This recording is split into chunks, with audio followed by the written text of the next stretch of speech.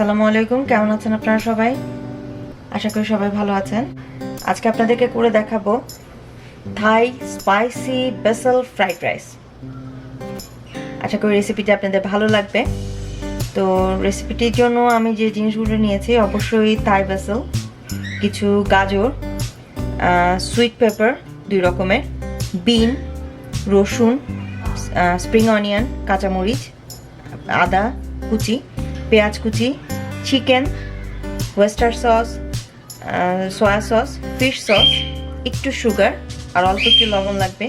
আপনি এই জিনিসটাকে, এই রাইসটাকে আপনি চিকেন দিয়ে অথবা প্রন দিয়েও করতে পারেন, এটা আপনার ইচ্ছা। তা আমি চিকেন দিয়ে করছি। আর রাইসটা আমি আগেই আমার রেডি করা আছে, লাইক আগের দিনের রাইসও যদি আপনার থাকে যে আপনি রাইসটাকে কী করবেন, ঠান্ডা ভাত তো সবসময় খেতে ভালো লাগে না, তো আপনি সেটাকে এভাবে করেও প্রসেস করতে পারেন।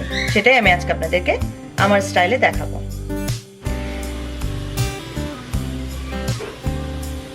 প্রথমে যে কাজটা করব, আমি রসুন, আদা এবং অল্প লবণ দিয়ে আর কাঁচামরিচ দিয়ে একটা হালকা থেতো করে নিব, লাইক ঠিক পেস্টও না, একটু নরম করে নিব।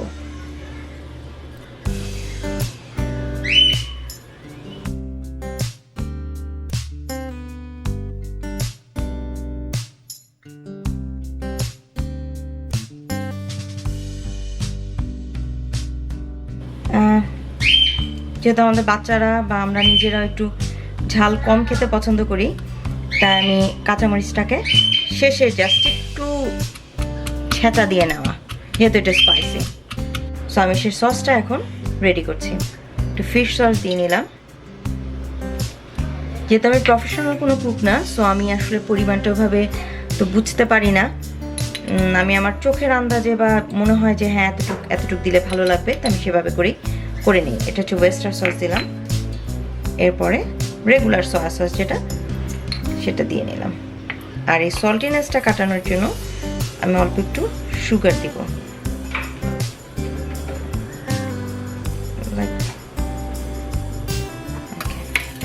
এখন আমি মূল রান্নায় চলে আসছি। আমি একটা স্পেশাল প্রিয় প্যান নিয়ে নিছি, এটাকে কড়াই বলে, যাই হোক। এটার মধ্যে তেল দিয়ে নিলাম। এখন এতে পেঁয়াজ কুচিটা দিয়ে দিব। এখন আমি এতে আদা, রসুন, মরিচ যে কুচি করে রাখছি সেও তেতো করা জিনিসটা দিয়ে দিলাম।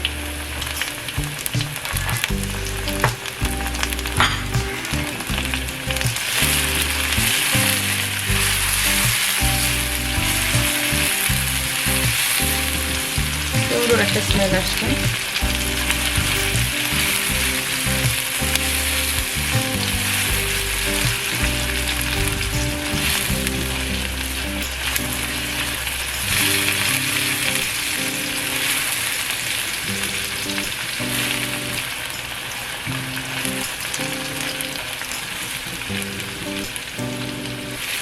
এখন আমি চিকেনটা দিয়ে দিব।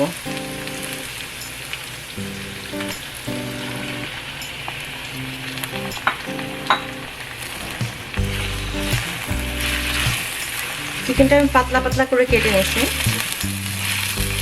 তাহলে সেদ্ধ হতে সময় কম লাগে। এমনিতে চিকেন খুব একটা সময় লাগবে না।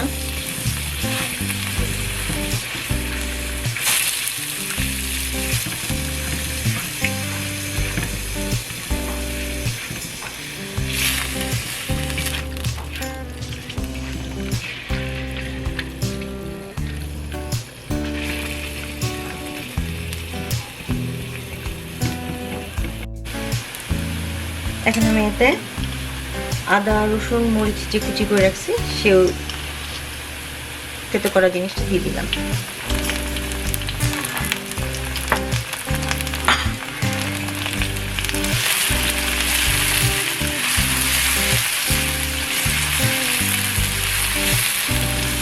সুন্দর একটা স্মেল আসছে।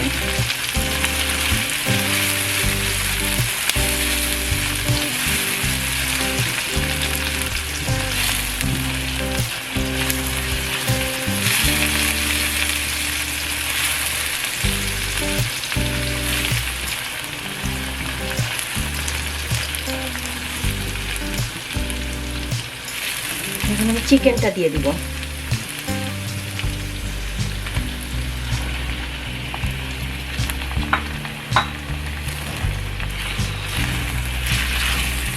চিকেনটা আমি পাতলা পাতলা করে কেটে নিয়েছি, তাহলে সেদ্ধ হতে সময় কম লাগে। এমনিতে চিকেন খুব একটা সময় লাগবে না।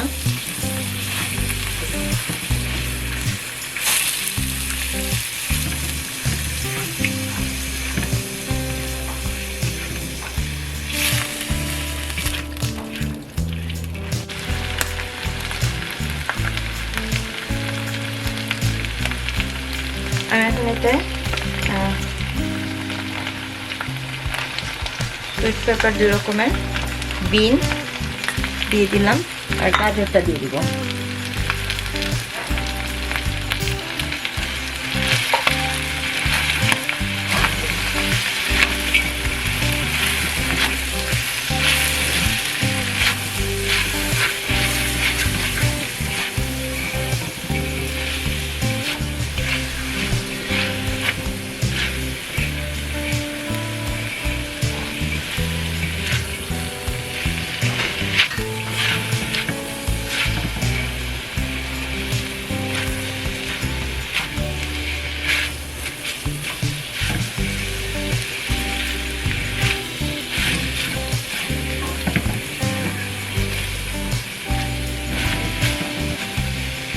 এখন আমি ভাতটা দিয়ে দিব এটাতে।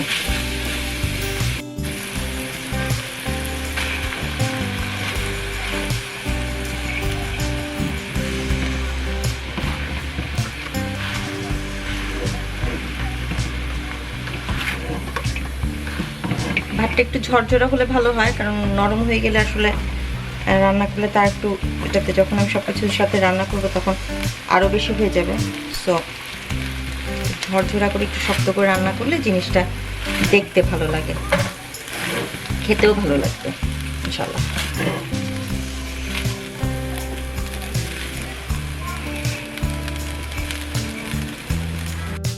এখন আমি সসটা দিয়ে দিচ্ছি।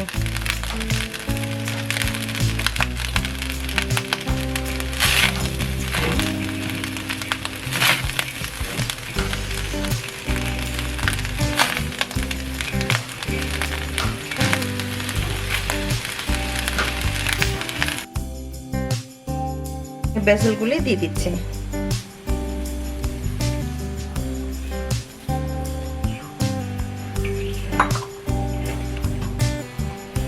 সাথে স্প্রিং অনিয়নটাও দিয়ে দিলাম।